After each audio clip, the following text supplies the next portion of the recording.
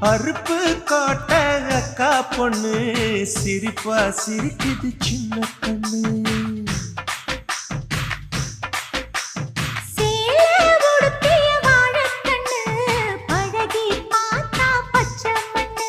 சிற்பம் போல சின்ன பொண்ணு சிக்கன இருக்குது.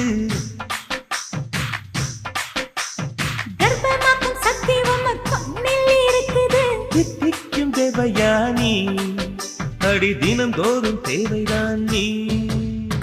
அறுப்பு காட்ட அக்கா பொண்ணு சிரிப்பா சிரிக்குது சின்ன கண்ணு.